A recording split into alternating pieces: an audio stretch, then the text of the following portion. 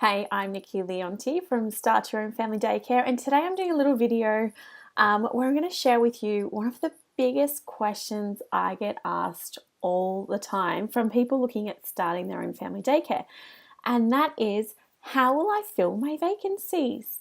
How do I know I'm going to get kids coming in? So I really wanted to do a short video today. So I do cover this in some of my blog posts, and obviously I cover it in my online courses, but today I just wanted to kind of help you understand where I came from when I started my family daycare. So I filled up within 48 hours. And the reason why I started my family daycare was because I knew that I was going to fill up. So there's a couple of reasons how I knew that I was going to get filled. First one is I couldn't find for the life of me daycare for my own children, which is I was planning to go back to teaching. And I just couldn't get any. I was traveling 20 minutes each way to drop my kids off at a family daycare over there. And I didn't want to go too long daycare. So all the family daycare ladies in this area were full, and anyone close to me were full too, and didn't have the days I needed. So I thought, well, that's a great sign. And then I contacted the local childcare centres, and there was a waiting list already for those. So I thought, you know what, I could do this. So it was based on that research. I could see that these people around me were full, or if they weren't full, they were pretty close to it. And some even had waiting lists. And I thought, come on, Nikki, you could do this, and then you can be at home and work from home. So that was my biggest thing. So I highly suggest you do a little bit of research. And if you hadn't signed up for my on my email list, in there I actually give you a free report, which is the 3 things you should do before starting your own family daycare. And one of those tips is do your research. So the first thing is you need to look at long daycare centres, you need to look at family daycares in your area, if they've got any vacancies. If they're all open and they've all got lots and lots of vacancies, well, maybe you need to think about it.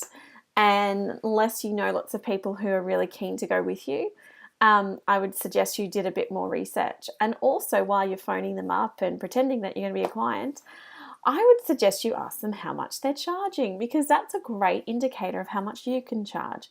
So each area is so different. You know, what someone's charging in inner city is going to be much more than what someone's charging in the outer suburbs, because your rent's different.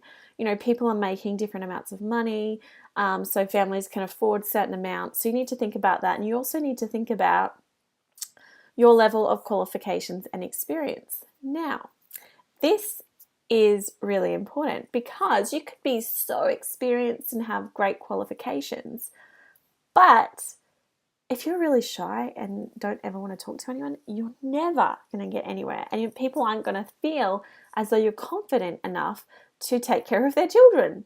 So you want to be confident in your ability. So you might not have a lot of experience in early childhood, but you've raised some kids of your own. So that's a bonus. And that in itself says a lot that you can already do it. So people aren't necessarily looking for the qualifications and experience. Some are, and that's fine. Some people actually listen to their gut, and a lot of mums listen to their gut when they get to someone's house, and just opening the door, they already know whether they're going to pick them or not, because they have that gut feeling. So you want to be welcoming, you want to be confident, you don't want to be like over the top, like what I do in my video. I'm not like this all the time with my families, but you don't want to be over the top that it scares them off. But you don't want to be so quiet that they don't understand what you're saying, or you don't want to say, oh, I think I could do a pretty good job.